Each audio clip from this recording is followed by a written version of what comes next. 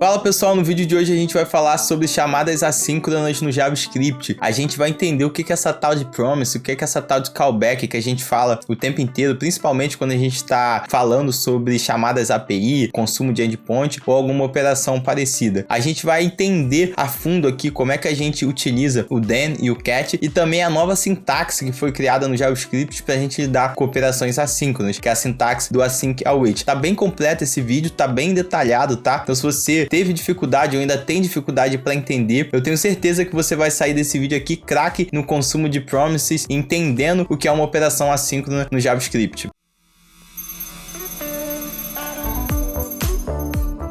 E antes da gente começar a entender o que é uma callback, o que é uma promise, como é que usa o then no cat, a gente precisa entender um conceito fundamental que está por trás de tudo isso, que é o conceito de comunicação assíncrona. E para explicar esse conceito, nada melhor do que um exemplo prático. Quando você está falando com alguém no telefone, eu sei que hoje em dia é raro, mas às vezes a gente já fala no telefone com as pessoas, a gente liga, você está realizando uma conversa síncrona, ou seja, que acontece ali simultaneamente. À medida em que você faz uma pergunta para alguém no telefone, você espera que a pessoa te responda, a pessoa te responde e você continua a conversa. Ou seja, para você dar um próximo passo na conversa, você está sempre esperando uma resposta. Diferente de quando você conversa por alguém no WhatsApp. Você manda uma mensagem para alguém no WhatsApp e você não fica ali grudado na tela esperando a pessoa responder para que você possa tomar alguma ação. Você vai fazer outra coisa e quando a pessoa te responder, seja uma hora depois, seja no dia seguinte, você dá continuidade a essa conversa. Essa conversa no WhatsApp é uma conversa de comunicação assíncrona, porque você manda uma pergunta e você não espera que ela seja respondida simultaneamente ali, ao mesmo tempo, basicamente. Você vai fazer outras coisas e quando essa resposta chega, o WhatsApp te avisa e você dá continuidade. Agora, trazendo um exemplo prático aqui do mundo do software, da programação, o local mais comum que a gente vê essa comunicação assíncrona é quando a gente faz alguma chamada, alguma API, ou seja, quando a gente faz um fetch numa URL, quando a gente usa o Exos lá para chamar algum endpoint, o que a gente está fazendo ali é uma chamada assíncrona, ou seja, a gente faz a chamada para aquele endpoint para pegar algum dado, alguma informação, e o seu código ele não para até que a API te responda, até que o servidor te responda. Ele continua executando o que ele tem que executar e quando a API envia a resposta de volta, aí sim a gente pega aquela informação e realiza alguma tarefa com ela. Agora, para a gente entender na prática aqui no JavaScript essa diferença, a gente vai brincar com algumas funções bem simples aqui, executar um código síncrono e um código assíncrono para vocês verem a diferença aqui no código e também na execução.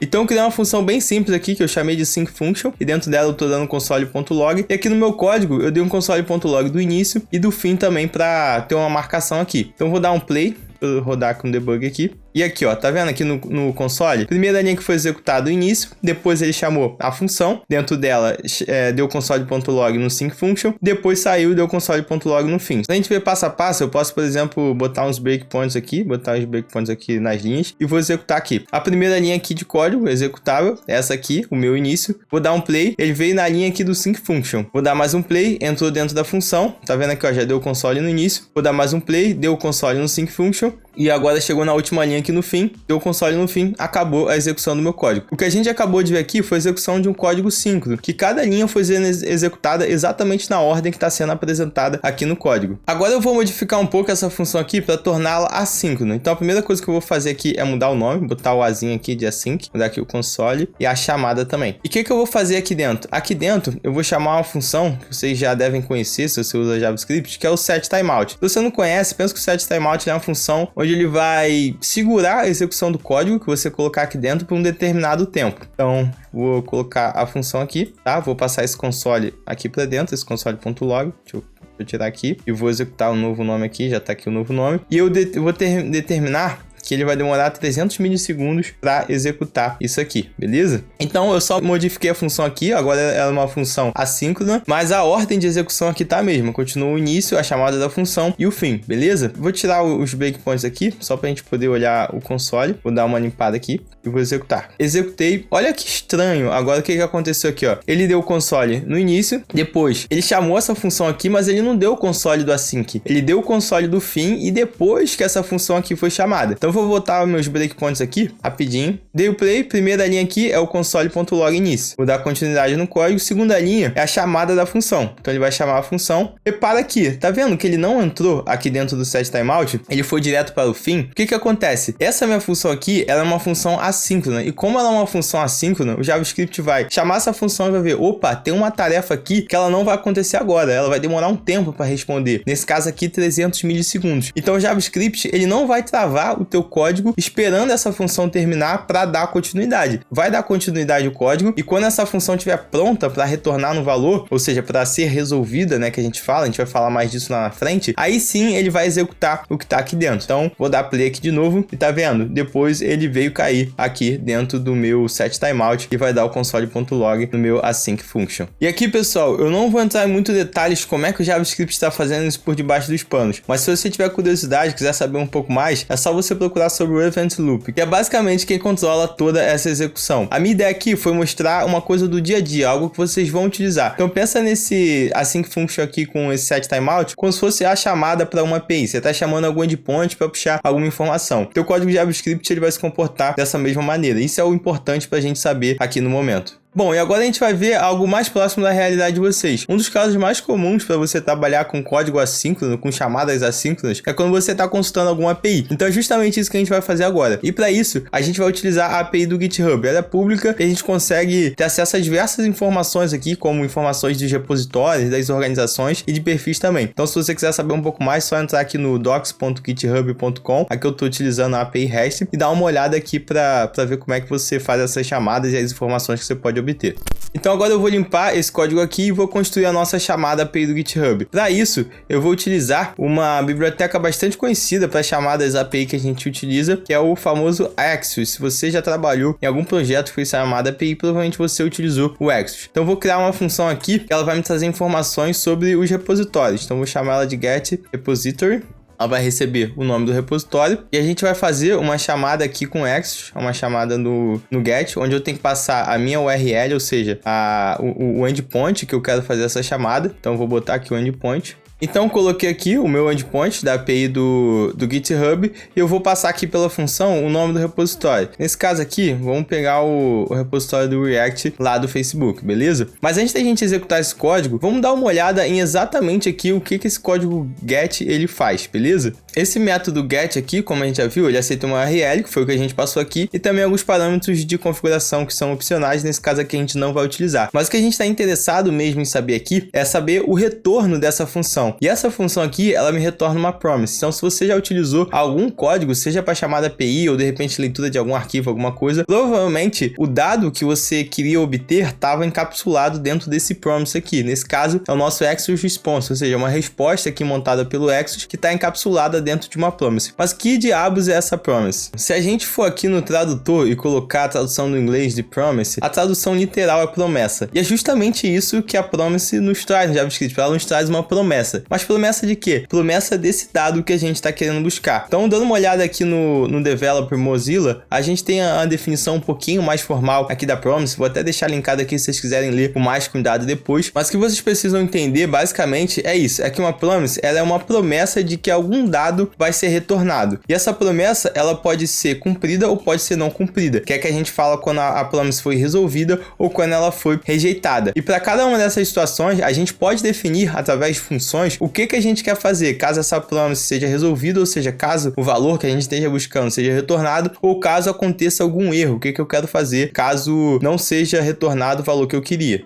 E como é que a gente define essas funções para tratar a promise resolvida ou a promise rejeitada? Tem duas formas de a gente fazer isso, com os métodos then e cat e com async await, que é uma forma mais moderna de fazer isso. A gente vai começar aqui falando sobre o método tradicional, que é o then e o cat. Então toda vez que você tiver algum método que ele te retorna uma promise, você pode colocar aqui logo depois o then, o cat ou também o final, mas aqui a gente só vai falar sobre o then e o cat, beleza? Então eu vou colocar o then aqui, e aqui eu já consigo observar algumas coisas aqui, ó. O VS VS Code ele já me mostra o que esse método den ele espera. Então vamos ler o que está acontecendo aqui, tá bom? Então o método den, deixa eu até selecionar aqui, tá vendo? Esses são os parâmetros do método den. O primeiro parâmetro é esse onFulfilled aqui e o segundo parâmetro esse é onReject. E aqui ele tá me dizendo, por exemplo, aqui ó, tá vendo que tá marcado de azulzinho? É porque eu acabei de abrir aqui o den, então ele tá dizendo, olha, você vai escrever agora o primeiro parâmetro da função. Ele tá me dizendo o tipo desse parâmetro aqui. O que vocês precisam entender aqui basicamente é que esse primeiro parâmetro que o den espera aqui é uma função. E depois a gente pode passar um segundo parâmetro que também é uma função para caso a nossa promise seja rejeitada, ou seja, onRejected. Se eu olhar um pouco mais aqui embaixo, ó, ele tá até me dizendo aqui, ó, the callback to execute when the promise is resolved. Se eu descer um pouco aqui, ó, tá vendo? Ele me dá essa definição aqui dos parâmetros. Então ele tá dizendo aqui, ó, que com esse método den eu consigo anexar, né, duas callbacks. Callbacks aqui são funções, a gente vai falar um pouquinho mais porque é chamado de callback, mas sempre que a gente falar de callback, a gente tá falando de função, tá bom? Então a gente pode passar duas funções aqui, ou seja, uma callback, uma função para quando a promise for resolvida, e uma função para quando a promise for executada. E por que essa função ela recebe esse nome especial de callback? Bom, ela recebe esse nome porque ela não vai ser executada ali na hora. Como a gente viu anteriormente, quando o JavaScript se depara com código assíncrono, ele vai continuar executando e quando essa função assíncrona for terminada, aí sim ele vai executar o que a gente quer, o que a gente passou ali dentro. Por isso a gente chama de callback, ou seja, ele vai chamar de volta. Pensa na tradução, callback, né? Chamar de volta. Ele vai chamar de volta aquele pedaço de código ali e executar o que está ali dentro.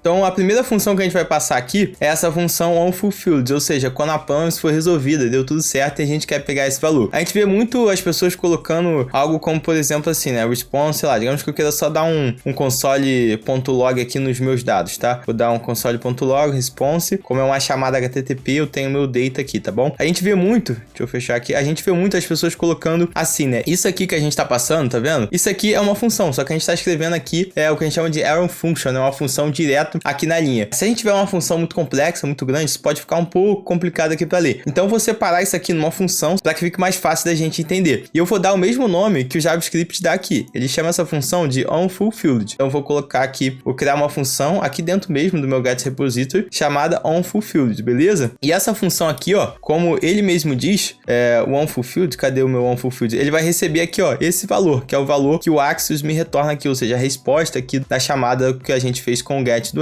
Beleza? Então eu vou colocar aqui o response, que é o que ele vai receber, e vou dar esse console.log aqui, .data. E aqui agora eu vou remover essa minha função aqui, que eu fiz aqui direto com a onFunction, e vou chamar o meu onFulfilled aqui, ó, passando ele aqui como parâmetro, beleza? Vou salvar aqui e vou executar aqui o meu código. Executei aqui meu código, tá vendo? Dei um console.log aqui e ele já me retornou esse data aqui, ó, tá vendo? Esse objeto que a gente colocou aqui, beleza? Vou rodar aqui sem um debug, só pra gente ver completo aqui. Rodei aqui, ó, tá vendo? Executei o código aqui e exatamente o que a gente fez aqui, ó. Deu console.log, ele tá mostrando aqui pra gente as informações desse repositório, que no caso aqui foi o repositório do React que a gente pegou. E como a gente viu, o método then, ele aceita um segundo parâmetro também, que é para tratar a função quando a promise for rejeitada, que é esse onReject aqui, que ele também é uma função. A gente vai criar outra função aqui, vou criar outra função aqui, onReject, que vai ser executada quando a minha função ela for rejeitada, ou seja, quando eu tiver algum erro, beleza? E o que ele vai me retornar aqui? Deixa eu dar uma olhada aqui no den, vou olhar aqui o den de novo, e aqui ó, o Axios está me dizendo que ele vai me retornar essa aqui é o reason, né, que ele chama a razão pela qual ela foi rejeitada. Isso aqui é um objeto que o Axios, ou seja, a biblioteca que a gente está utilizando monta aqui, beleza? Então essa função aqui ela vai receber a razão, e aqui eu posso dar um console.log, e aqui eu sei obviamente de antemão porque eu já utilizei o Axios, né, que dentro desse reason aqui eu tenho uma propriedade message, né, que eu posso dizer, que vai me dizer exatamente por que ela foi rejeitada. Então vou só botar um nome qualquer aqui que não existe e vou executar esse código aqui pra gente ver. Eu executei aqui, ó, tá vendo? A mensagem que ele colocou foi essa, ó, que request failed, ou seja, a requisição falhou com o status code 404, né, aquele famoso not found, obviamente porque esse repositório aqui com esse nome não existe. E uma outra forma da gente escrever isso aqui, ao invés de passar as duas funções aqui no den, a gente pode passar só o onFulfilled aqui no den e a gente pode colocar um cat também e passar essa callback, ou seja, de rejeição, aqui dentro do cat. Tá vendo? Ele tá me dizendo aqui, ó, para eu anexar uma callback para quando essa função aqui for rejeitada. Então a gente tem essa sintaxe aqui, digamos assim, um pouco especial, que fica mais claro da gente entender, né? A gente já tá acostumado em programação, né, com try-catch, a gente sabe sempre que try-catch que o cat é a parte de tratamento de erro. É a mesma coisa que a gente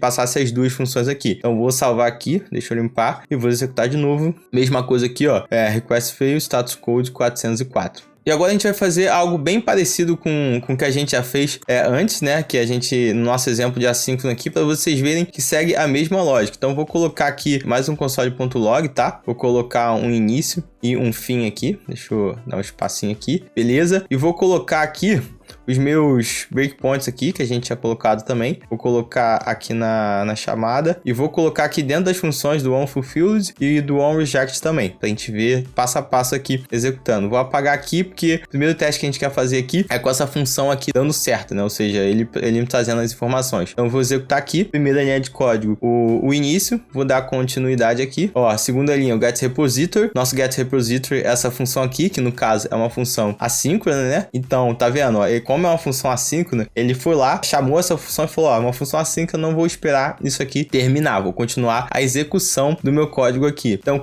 nesse momento aqui, obviamente, né, pelo tempo já passou que eu tô falando aqui, e essa tarefa aqui já foi executada, então eu vou dar mais um play aqui, ó, e tá vendo? Ele já caiu aqui no meu onFulfilled, por quê? Porque ele me trouxe as informações, então eu consigo até olhar aqui, ó, no meu debug aqui, eu consigo ver as informações certinho, tá vendo? Esse data aqui, ó, esse data que eu tô colocando é justamente esse data aqui que o Exodus me retorna com todas essas informações aqui que vocês viram no console, né? E o response, obviamente, ele traz outras informações também aqui, algumas configurações, o status code da minha requisição, e são coisas aqui que dificilmente você vai mexer, né? Geralmente você tá mais interessado aqui no data, mas o Exodus retorna tudo isso aqui para você, beleza? Deixa eu dar continuidade aqui, dar o play, ó, e continua aqui, e vamos no meu console.log aqui, ó, quer dizer, no meu terminal, e tá vendo, ó, foi, executou o início, chamou a função, opa, função assíncrona, continua o código, chamou o fim, beleza, minha função aqui foi resolvida, eu executo a tarefa, que nesse caso aqui é dar o console.log. E a mesma coisa se eu caísse aqui no meu onReject, ou seja, se eu tivesse algum erro aqui, tá? Deixa eu limpar aqui, e vou executar direto aqui, beleza? Executei direto, mesma coisa, ó, início, fim, request fail, status code 404. Ele executou essa linha, chamou a função assíncrona, opa, função assíncrona, continuou o código, chamou a função, nesse caso aqui eu tomei um erro, minha função foi rejeitada, o que eu faço aqui? Eu vou chamar a função, né, ou seja, a minha callback aqui, que foi passada dentro do cat, que nesse caso aqui é o meu onReject, e ele deu um console.log aqui no reason. Pode até ver aqui, ó, vou tirar aqui rapidinho esses breakpoints, a gente poder dar uma olhada aqui, ó, dar uma debugada, tá vendo? Já veio direto aqui, ó, tá vendo o reason aqui, ó, que é um objeto também do Exodus, mostra algumas coisas, inclusive essa mensagem aqui, ó, que eu tô dando aqui no terminal, consigo ver essa mensagem aqui, beleza? Agora a gente vai ver o async await, que é uma forma da gente escrever essas chamadas assíncronas sem o den e o cat, de uma forma mais simples e que deixa o nosso código mais organizado. Mas antes disso, a gente vai dar uma leve complicada aqui no nosso código para a gente ver de fato ali a importância dessa sintaxe do async await e como ele deixa o nosso código muito mais organizado. Eu vou voltar aqui para aquele modo tradicional, tá? Vou apagar as funções aqui e vou colocar direto aqui, tá? A nossa famosa arrow function, tá? Então vou colocar aqui o response, dar o console, deixa eu copiar aqui. Vou colocar aqui o meu reject também. Deixa eu botar aqui. Opa, apaguei. Beleza, tá aqui. Vou rodar aqui meu código. Ficou faltando aqui, ó. Esqueci de passar a função aqui, tá? Que é o reason. Deixa eu limpar aqui. Executar o código. Beleza, aqui ó, tá aqui, tá sendo executado. Aqui já posso tirar esse início desse fim aqui, que vocês já entenderam. Beleza, aqui tá o nosso código aqui, ó, o nosso data aqui, né, que a gente deu console.log. E se desse um erro aqui, ó, vou forçar um erro. E aqui, ó, nossa mensagem de erro. Mesma coisa aqui, só que aqui eu tô passando direto a função aqui dentro do den e do nosso cat, né, a nossa famosa arrow function. E agora a gente vai fazer algo que é bastante comum aqui. A gente vai fazer uma segunda chamada API baseada na resposta da primeira. Isso é algo muito comum de acontecer. E esse é um dos motivos da gente utilizar a sintaxe do async await, que a gente vai ver aqui como é que o nosso código ele vai começar a ficar um pouco complicado quando a gente tenta fazer isso com den e com cat, beleza? Mas antes disso, deixa eu dar um play aqui, pra gente ver como é que tá aqui o nosso data, beleza? Dá o play aqui.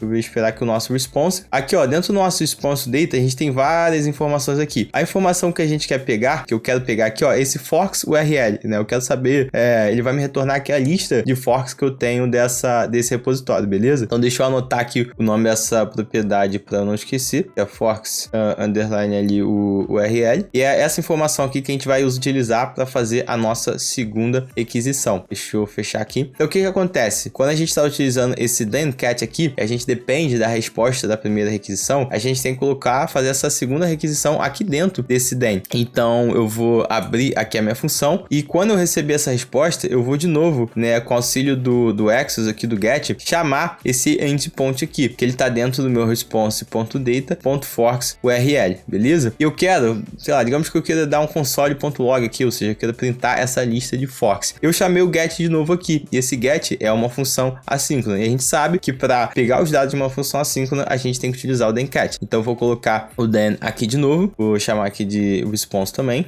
beleza? Abrir aqui a função e vou dar um console.log, vou colocar aqui forks list e vou dar um print aqui no dado dessa minha segunda resposta aqui, beleza? Deixa eu limpar aqui, vou dar o play aqui pra gente ver. E beleza, tá aqui, ó, a minha lista de forks retornou certinho aqui, ó, você pode ver que tem bastante dado aqui, informações sobre quem são os proprietários, né, desse fork aqui esse é o Jairo 7, tem outros proprietários aqui, enfim, o dado aqui não é interessante, é só essa segunda chamada aqui baseada na primeira que a gente quer. E por exemplo, se eu tivesse algum erro aqui, eu tenho que tratar esse erro aqui nessa segunda chamada. Então tá vendo que eu tenho esse meu segundo get aqui, e eu quero fazer um tratamento aqui, então vou botar um cat aqui também, tá? Vou botar um cat aqui, vou botar aqui um reason também, tá? E vou dar um console.log. Aqui eu vou botar aqui erro forks, né? Pra gente saber que é esse erro aqui. Vou dar um reason.message aqui. Pronto, salvei aqui. E agora aqui mais uma vez eu vou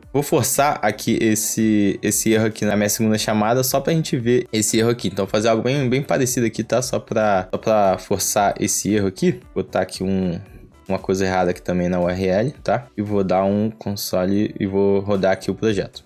Eu dei aqui, ó, tá vendo? Ele caiu nesse segundo erro aqui do Forks, que aqui também não existia, e deu um status code 404. Tá bom? E o que a gente tá vendo aqui? Deixa eu voltar aqui. O que a gente tá vendo aqui, ó? A gente tá vendo que o nosso código, ele tá começando a ficar um pouco complicado, né? A gente tá meio que criando uma estrutura de pirâmide aqui, né? Então imagina se eu tivesse que fazer uma terceira chamada, uma terceira operação assíncrona, né? A gente ia começar a ter essa estrutura aqui, que é conhecida como, se eu não me engano, é callback hell no JavaScript. Acho que é isso. Deixa eu pesquisar aqui. Se pesquisar aqui, ó, é basicamente essa estrutura aqui que a gente tem, ó, quando a gente vai colocando uma função dentro da outra, né? E é conhecida por esse nome justamente por ser um inferno de você tratar e organizar essas chamadas aqui. E justamente para isso que nasceu o nosso async await, para facilitar a gente aqui nessas chamadas. Então, o que eu vou fazer? Eu vou fazer o seguinte, eu não vou reescrever essa função aqui. Na verdade, eu vou escrever outra função. Vou chamar aqui get repository 2. Vou chamar ela aqui e eu vou escrever a mesma função, sendo que utilizando a nossa sintaxe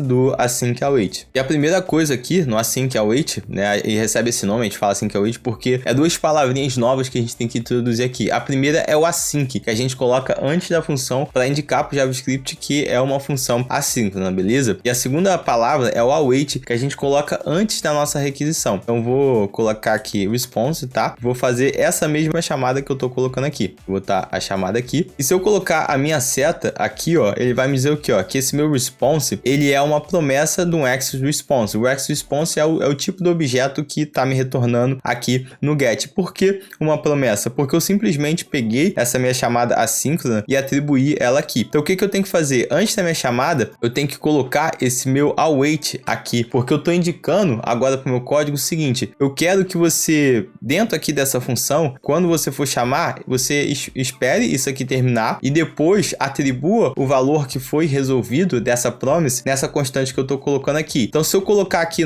dentro do meu den aqui, colocar a seta no meu response, eu vou ver que meu response é de um tipo access response, porque aqui é quando a minha função já foi resolvida, né? Ou seja, ele já chamou aqui a minha callback. Eu estou fazendo a mesma coisa aqui, só que utilizando outra sintaxe, né? Eu estou indicando para o JavaScript, faz essa chamada aqui e quando você terminar essa chamada, você atribui esse valor, essa constante aqui. Então peguei essa segunda constante aqui e agora eu vou fazer uma segunda chamada aqui, e aqui obviamente eu vou ter que colocar outro nome, então eu vou chamar response forks aqui, para eu saber que é da chamada do forks, e vou colocar a mesma coisa que eu fiz aqui, ó, esse access.get.data.forks_url. Vou botar o meu await aqui, vou colocar aqui e vou salvar.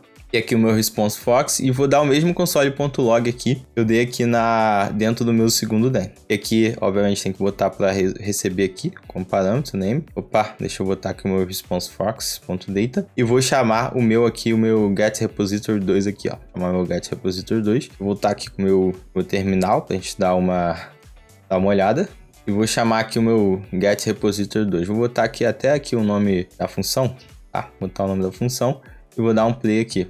E aqui, ó, fez as nossas duas chamadas aqui. Primeiro, obviamente, ele fez essa chamada, depois ele fez o meu Fox, o meu Forks aqui e deu o console.log. Então, primeiro, ele fez essa chamada aqui para buscar o repositório, depois ele fez a chamada para buscar os forks e deu o console.log. Ah, e como é que eu faço tratamento de erro aí se eu não tenho a opção de dar o .cat? Aqui, a gente vai utilizar uma sintaxe bem tradicional que a gente conhece de outras linguagens de programação já, que é o nosso famoso try-catch, né? Try-catch serve para quando a gente quer realizar uma operação que a gente não tem certeza se ela vai dar certo, ou seja, a gente está tentando, né? Esse try é de tentar, a gente vai tentar realizar essa operação aqui, e se der algum erro, eu vou fazer o tratamento desse erro aqui. Então, vou dar o meu console.log, aqui um erro, e vou botar aqui a minha mensagem, erro.messenger. E nesse caso aqui, se eu tiver um erro em qualquer uma dessas chamadas aqui, em qualquer uma dessas operações, vai cair dentro desse cat aqui, porque eu tenho apenas um cat aqui para tratar tudo que está sendo executado. Então, se der um erro na primeira linha ou na segunda,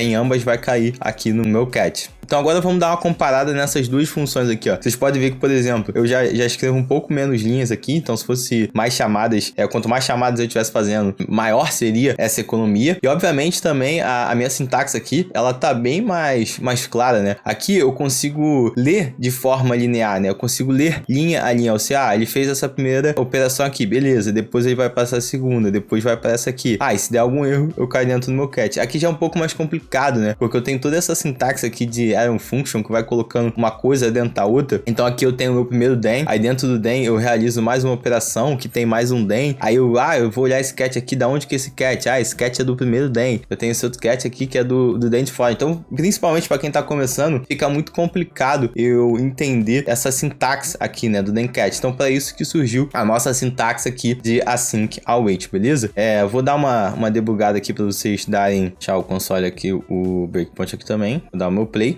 E aqui, ó, fez as duas chamadas aqui. E aqui, não, vou fazer o seguinte, ó. Vou botar um console.log em cada uma aqui pra gente ver. Passo a passo. Deixa eu subir aqui. Beleza. Opa, vou dar o debug. Dei o debug aqui, ó. Tá indo aqui na primeira chamada, beleza? Vou dar continuidade. Fez a primeira chamada. Eu tenho aqui, ó, a minha resposta da primeira chamada, que é todas as informações aqui do meu repositório. Vou dar continuidade aqui. Dei continuidade. Tem a minha segunda resposta aqui, meu response Fox. Aqui, ó, com a minha lista aqui, ó. Nesse caso aqui são 30. Com as informações aqui, ó. Cada item dessa lista de forks. Aqui ele vai cair no meu console.log e vai aparecer aqui no meu debug console. Vou dar um play aqui. Tá aqui, ó, o meu console.log. E se eu tivesse algum erro aqui, ó, vou simular aqui um erro aqui também, tá o breakpoint aqui, ele ia cair ali no meu cat. Então vou dar mais um play aqui. Dei um play, vai aqui fazer a primeira chamada. E tá vendo, ó, que nesse caso aqui, como essa primeira chamada deu um erro, ele nem continuou pra segunda, né? Essa aqui já estourou um erro, ele já caiu direto aqui no meu cat e vai dar um console.log, a requisição que falhou aqui.